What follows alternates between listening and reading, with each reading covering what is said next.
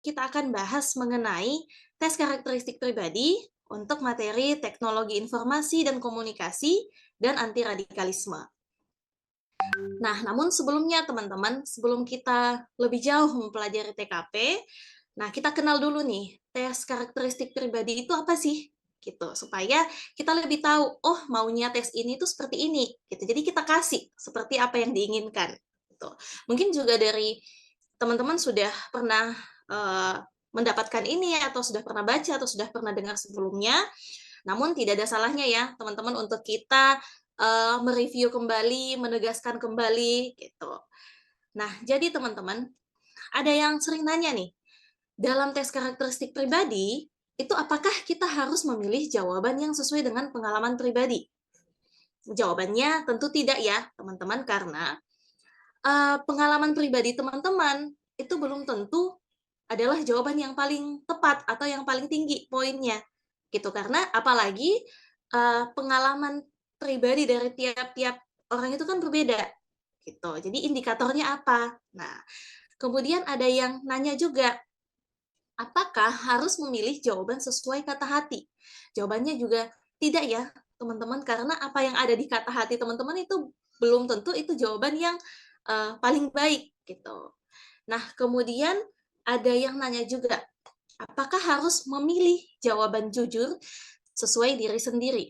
Nah, ini juga jawabannya tentu tidak ya, teman-teman, karena belum tentu apa yang menjadi jawaban jujur dari teman-teman itu adalah jawaban dengan poin tertinggi, gitu. Nah, kemudian ada juga yang nanya, apakah harus memilih pilihan jawaban yang paling baik? Nah, jawabannya adalah titik-titik. Nah, nanti kita simak ya, teman-teman. Nah, Eee, apakah harus memilih jawaban yang paling baik? Pertanyaannya adalah, baiknya ini menurut siapa? Gitu. Apa indikator baiknya? Apakah ketika saya mengatakan bahwa ini jawaban sudah paling baik atau sikap paling baik, tetapi, teman-teman menilai bahwa, "Oh, itu sikap kurang baik," gitu. Nah, sekarang baik atau tidaknya, itu indikatornya apa? Nah, itu yang mau kita lihat, gitu. Nah, jadi teman-teman, dalam hal ini teman-teman kan akan, eee, mendaftar atau akan istilahnya akan menjadi seorang PNS lah, gitu. Nah, jadi kita perlu tahu, apa sih yang dibutuhkan atau karakteristik yang dibutuhkan, eee, harus ada pada diri seorang PNS, gitu. Karena kan tes ini kan untuk melihat karakteristik pribadi teman-teman, apakah sesuai nih atau tidak sebagai seorang PNS, gitu singkatnya. Oke, teman-teman. Nah, sekarang kita simak ya teman-teman baik-baik. Nah, jadi di soal TKP ini teman-teman akan diberikan sebuah kasus atau masalah dalam soal cerita. Nah, kasus itu terkait 6 aspek. Jadi ada aspek pelayanan publik, aspek profesionalisme, jejaring kerja, sosial budaya, teknologi informasi dan komunikasi, dan anti radikalisme. Kemudian, teman-teman diminta untuk menyikapi kasus atau masalah tersebut. Nah, cara teman-teman menyikapi itu akan menunjukkan karakteristik pribadi teman-teman, gitu. Nah, jadi, bagaimana teman-teman dalam memilih pilihan jawaban atau menyikapi masalah itu, akan tergambar karakteristik pribadi teman-teman. Nah, sebagaimana dalam, Peraturan Menteri Pan-RB Nomor 27 Tahun 2021 tentang pengadaan PNS, di mana salah satu tujuan seleksi yaitu memperoleh PNS yang memiliki karakteristik pribadi selaku penyelenggara pelayanan publik.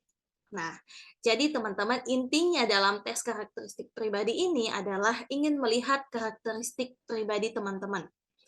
Apakah itu sudah sesuai ataupun tidak sesuai? Nah, di sini nih pertanyaannya, lalu karakteristik seperti apa sih yang diharapkan yang sesuai gitu. Nah, seperti yang saya katakan tadi, dalam hal ini teman-teman akan mendaftar atau akan nantinya menjadi seorang PNS. Berarti teman-teman perlu tahu karakteristik apa sih yang perlu dibutuhkan dalam menjadi seorang PNS gitu.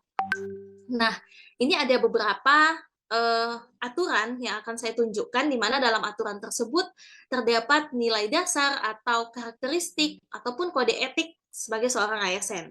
Nah, ini ada Undang-Undang Nomor 5 tahun 2014 tentang ASN. Di sini diatur tentang nilai dasar dan kode etik, kode perilaku. Gitu. Tapi teman-teman nggak usah hafalkan ya, ini sekilas aja saya sampaikan, kita nyontek dikit dari aturan, sebenarnya karakteristik yang harus dimiliki PNS itu seperti apa. Nah inilah teman-teman.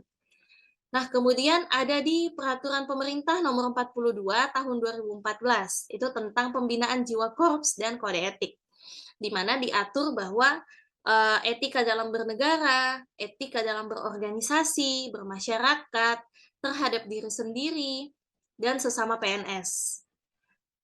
Lalu ada juga core value ASN. Nah, ini nilai dasar yang harus dimiliki oleh seorang ASN. Mungkin ini udah nggak asing lagi ya, buat teman-teman ini istilah berakhlak. Ada berorientasi pelayanan, akuntabel, kompeten, harmonis, kolaboratif, adaptif, dan loyal. Nah, ini nanti akan teman-teman dalami ketika nantinya teman-teman sudah lulus dan ikut latihan dasar. Oke, jadi teman-teman, itulah tadi beberapa aturan yang berisikan tentang karakteristik atau bagaimana sih seharusnya ASN itu bersikap, gitu. Nah, tapi teman-teman tidak perlu hafalkan, ini saya rangkum secara umum karakteristik yang diharapkan sebagai seorang ASN. Yang pertama adalah berpegang pada Pancasila. Jadi, segala sikap dan perilaku kita itu merujuk ke nilai-nilai Pancasila. Kemudian, sebagai seorang ASN, kita perlu profesional dalam bekerja sesuai dengan tanggung jawab kita, bekerja sesuai dengan wewenang kita.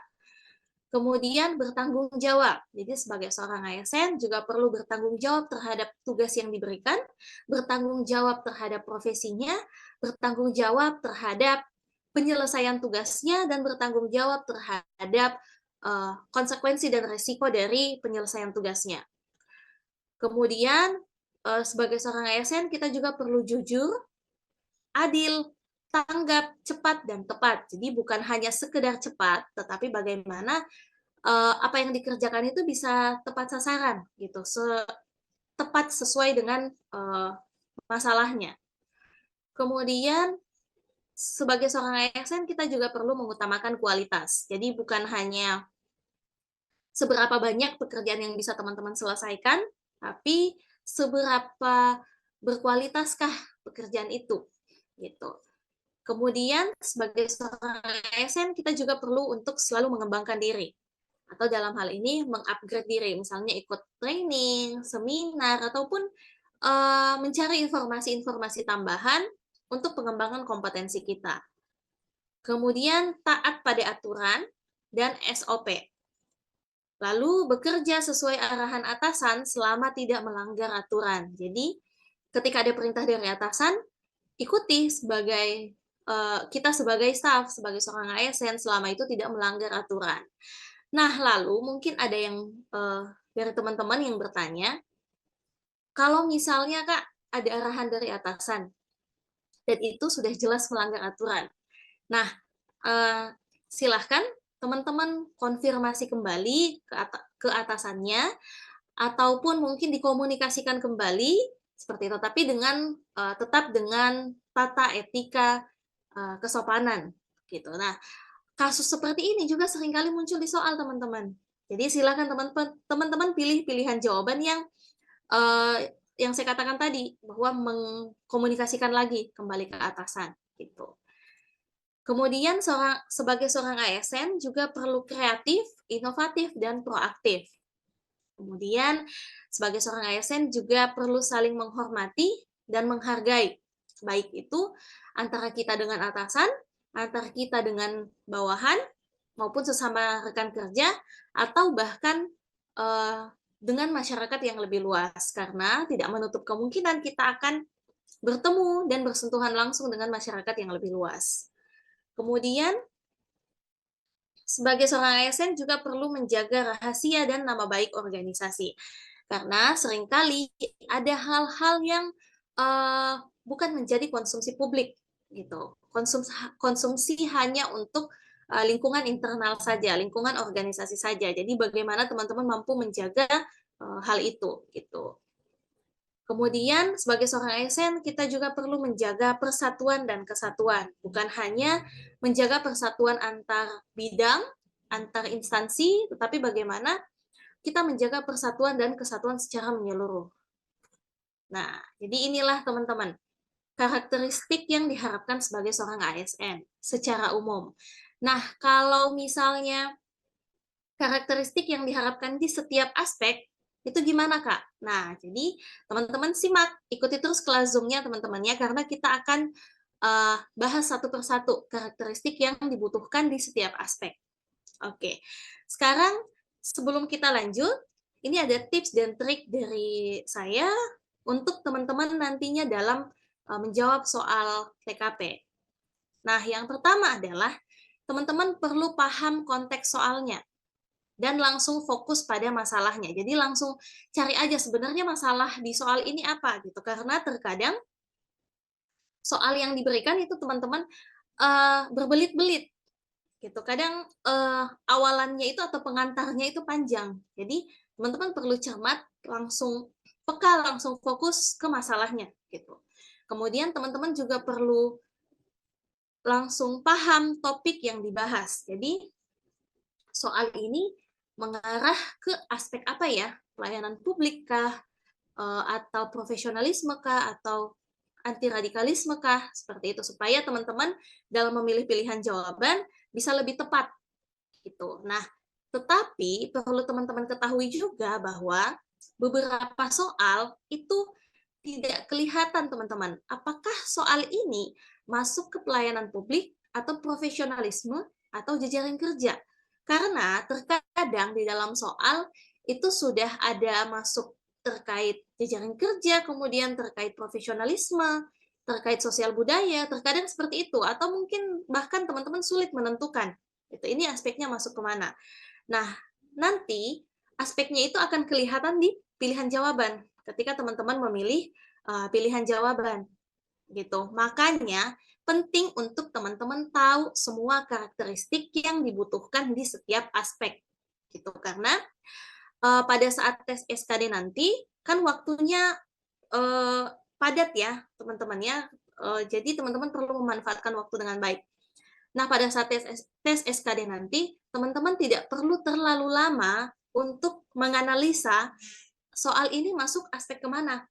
Gitu. Tidak perlu ya, teman-teman, karena asumsinya adalah teman-teman sudah mempelajari semua karakteristik di setiap aspek. Gitu. Jadi, pesan saya, teman-teman ikuti terus Zoom-nya, pahami semua karakteristik yang dibutuhkan di setiap aspek. Gitu, untuk memudahkan teman-teman pada saat nanti mengerjakan soal. Gitu, teman-teman ya. Nah, lalu yang kedua, teman-teman perlu paham peran dan posisi teman-teman di soal itu sebagai apa. Apakah sebagai seorang atasan, staf, teknisi, dan lain-lain. Karena itu akan mempengaruhi teman-teman dalam memilih pilihan jawaban. Misalnya, teman-teman itu sebagai seorang staf gitu. Nah, sebagai seorang staf, teman-teman berarti tidak berwenang dalam mengambil keputusan untuk organisasi, kemudian teman-teman juga tidak berwenang untuk misalnya menandatangani berkas penting, gitu. Itu kan wewenangnya atasan ya, gitu. Jadi silahkan nanti teman-teman memilih pilihan jawaban sesuai dengan peran dan posisi teman-teman, gitu. Nah, kemudian ini berkaitan dengan peran dan posisi yang sudah saya jelaskan tadi. Jadi, teman-teman juga perlu paham tugas dan wewenang teman-teman di soal, supaya memudahkan teman-teman memilih pilihan jawaban yang tepat sasaran. Nah, kemudian setelah teman-teman paham nih terkait soal yang diberikan, nah sekarang waktunya untuk teman-teman memilih pilihan jawaban. Nah, dalam memilih pilihan jawaban, teman-teman perlu sesuaikan pilihan jawaban dengan karakteristik yang diharapkan. Itu karena ibaratnya kita mau nih memilih pilihan jawaban dengan poin tertinggi. Jadi kita harus tahu apa sih yang dibutuhkan atau apa sih yang mereka cari dari soal ini, apa yang mereka cari di diri kita. Gitu. Jadi teman-teman sesuaikan pilihan jawaban dengan apa yang mereka butuhkan atau apa yang si pembuat soal ini butuhkan gitu. Nah, karakteristik yang diharapkan ini itu akan kita bahas satu persatu di setiap kelas Zoom-nya. Kemudian, nah dalam menjawab soal juga teman-teman perlu siap. Maksudnya apa? Jadi dalam memilih pilihan jawaban, teman-teman silahkan memilih pilihan jawaban yang isinya itu memberikan solusi, gitu. Tetapi seringkali juga di soal di pilihan jawaban teman-teman, itu semua opsinya memberikan solusi. Tetapi yang paling penting adalah bagaimana solusi itu bisa tepat sasaran menyelesaikan permasalahan yang ada di soal, gitu. Begitupun dengan inisiatif.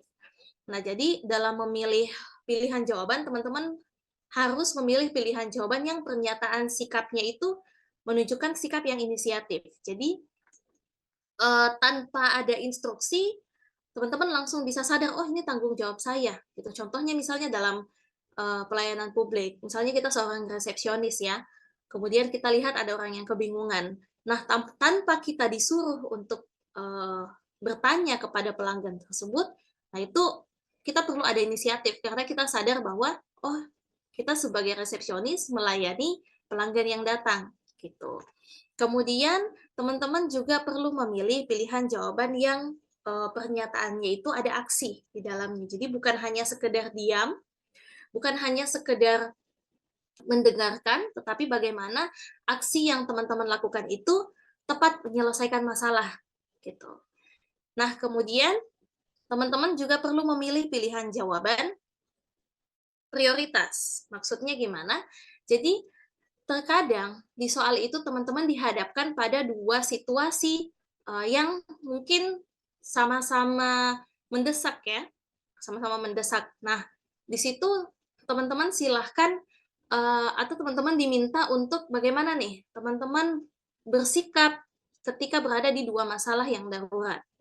Nah, jadi teman-teman, biasanya di soal itu meskipun teman-teman ditempatkan pada situasi atau dua masalah yang berbeda, tetapi terkadang kita bisa tahu yang mana nih, mana masalah yang lebih mendesak gitu, mana yang masalah yang tidak terlalu mendesak gitu. Jadi silahkan teman-teman memilih pilihan jawaban yang mengarah ke menyelesaikan masalah yang mendesak dulu gitu. Nah, tetapi tidak jarang juga teman-teman dipertemukan oleh dua soal yang sama-sama mendesak atau sama-sama darurat gitu. Nah, jadi kalau situasinya seperti itu, silahkan teman-teman memilih pilihan jawaban yang bisa mengatasi kedua masalah itu. Gitu. Jadinya win-win solution. Gitu ya, teman-teman ya. Oke. Jadi, dalam memilih pilihan jawaban, pertama teman-teman perlu sesuaikan dengan karakteristik yang diharapkan. Yang kedua, teman-teman perlu siap. Solutif, inisiatif, aksi, dan prioritas. Oke, teman-teman. Langsung aja kita masuk ke materi ya, itu tadi tips dan triknya. Jadi sesuai Peraturan Menteri PAN-RB nomor 27 tahun 2021, materi yang akan menjadi soal nantinya di SKD itu terkait pelayanan publik, profesionalisme, jejaring kerja, sosial budaya, teknologi informasi dan komunikasi, dan anti radikalisme. Dan yang akan kita bahas pada malam hari ini adalah teknologi informasi dan komunikasi, kemudian anti radikalisme. Oke teman-teman, saya ingatkan kembali mungkin kita dalam belajar, teman-teman boleh mungkin langsung kalau ada misalnya pertanyaan, teman-teman boleh langsung tanyakan di kolom chat ya, teman-teman, ataupun mungkin ada informasi tambahan, teman-teman boleh share juga gitu. Jadi belajarnya kita ini sifatnya interaktif, ya teman-teman ya. Nah, yang pertama adalah teknologi informasi dan komunikasi. Yang akan kita bahas adalah pengertiannya, kemudian karakteristik dalam teknologi informasi dan komunikasi, dan masalah yang sering terjadi dalam teknologi informasi dan komunikasi. Nah, yang pertama adalah teknologi informasi dan komunikasi.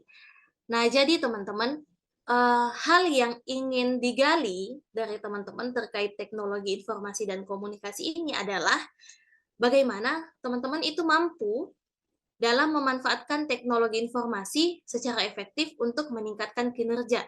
Jadi, tujuannya ada aspek ini menjadi kisi-kisi di soal, itu si pembuat soal mau lihat apakah teman-teman punya kemampuan untuk memanfaatkan teknologi untuk efektivitas pekerjaan? Gitu.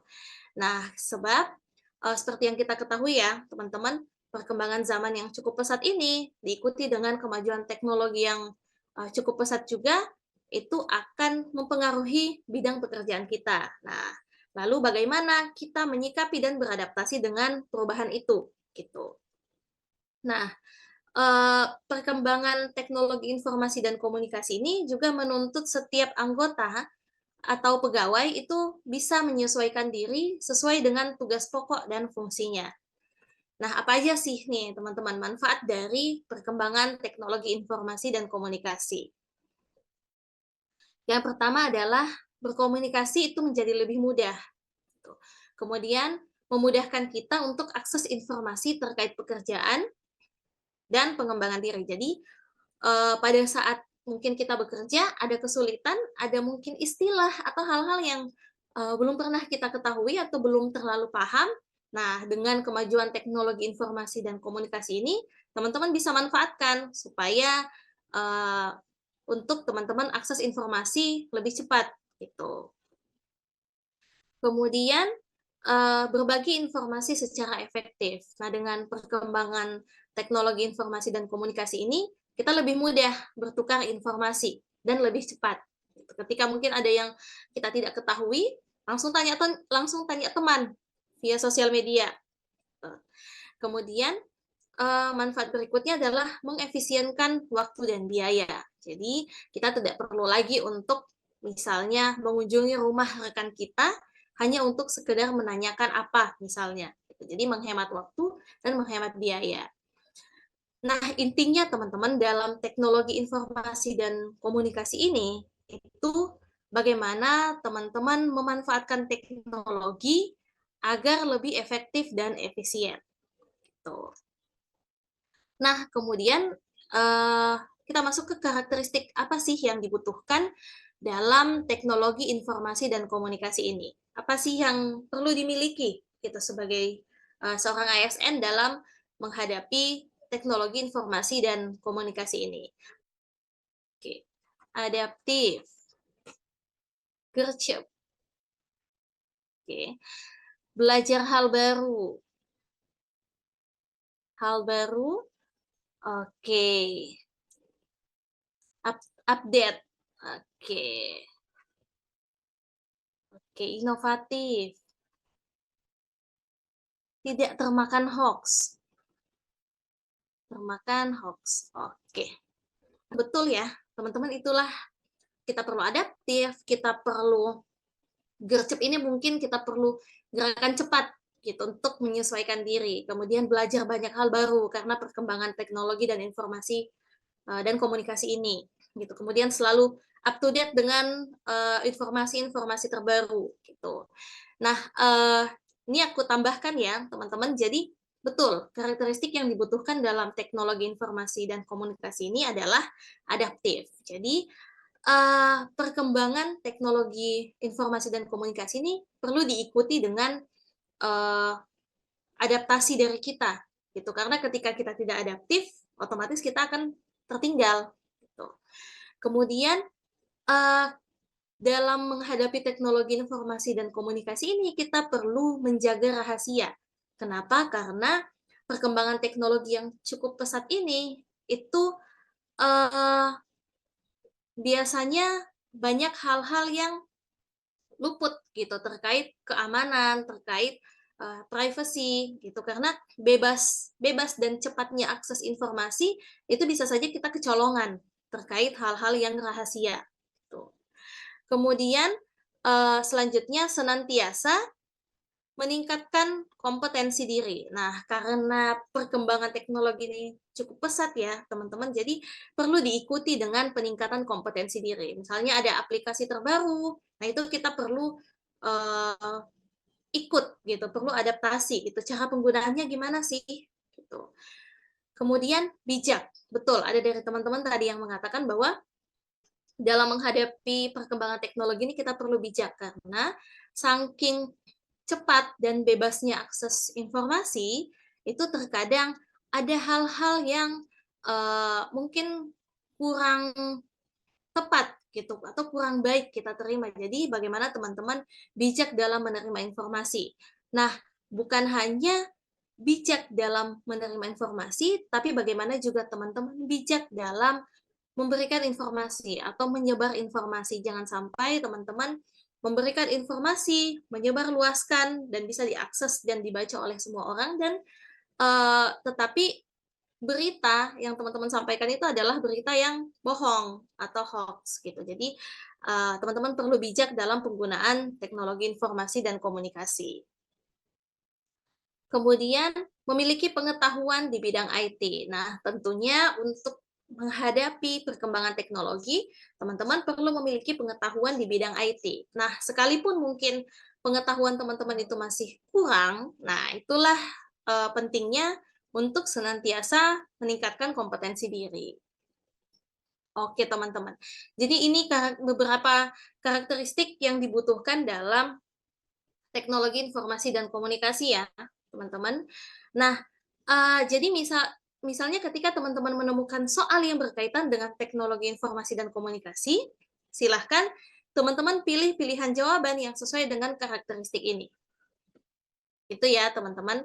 Nah, lalu mungkin ada pertanyaan dari teman-teman. Gimana sih, Kak, soal-soal terkait teknologi informasi dan komunikasi ini? Jadi teman-teman, ketika teman-teman menemukan soal yang berkaitan, antara teman-teman dengan teknologi, nah itu sudah tentu ya masuk soal itu atau masalah itu masuk ke, aspek teknologi informasi dan komunikasi. Jadi silahkan teman-teman memilih pilihan jawaban yang berkaitan dengan karakteristik ini. Gitu ya, teman-teman. Nah, ini ada beberapa masalah terkait teknologi informasi dan komunikasi, teman-teman. Salah satunya atau satu di antaranya itu sulit menerima perubahan. Seperti, pengalaman dari Kak David, sulit menerima perubahan. Jadi terkadang di dalam organisasi kita itu ada-ada aja, rekan yang tidak ingin gitu ikut menggunakan teknologi, apalagi sekarang kan era digital ya, teman-teman. Nah, itu ada beberapa mungkin rekan yang tidak ingin ikut gitu, masih tetap menggunakan metode lama. Kemudian di samping tidak ingin ikut, dia juga tidak ingin belajar. Terkadang ada, misalnya ada pengadaan software baru atau pengadaan aplikasi baru. Nah, biasanya di dalam organisasi itu ada-ada aja nih, rekan yang bodo amat, ya udahlah aku pakai ini aja, udah terbiasa, gitu. Ini masalah-masalah dalam teknologi informasi dan komunikasi. Kemudian gaptek. Nah, inilah pentingnya kenapa kita perlu terus meningkatkan kompetensi diri, karena perkembangan teknologi informasi juga makin hari makin, pesat gitu, ada-ada aja perubahan, makanya penting untuk meningkatkan kompetensi diri. Kemudian pertanyaannya adalah bagaimana kita dalam menghadapi orang-orang seperti ini, gitu. Jadi, dalam menghadapi rekan misalnya yang seperti ini, biasanya dilakukan mungkin pendekatan atau sosialisasi atau menjelaskan pentingnya teknologi informasi dan komunikasi ini seperti apa dalam pekerjaan, gitu. Seputar, gitu sih teman-teman, apa yang perlu teman-teman lakukan. Nah, untuk mungkin jawaban pastinya, nah itu nanti teman-teman silahkan sesuaikan, dengan pilihan jawaban yang ada di soal, gitu.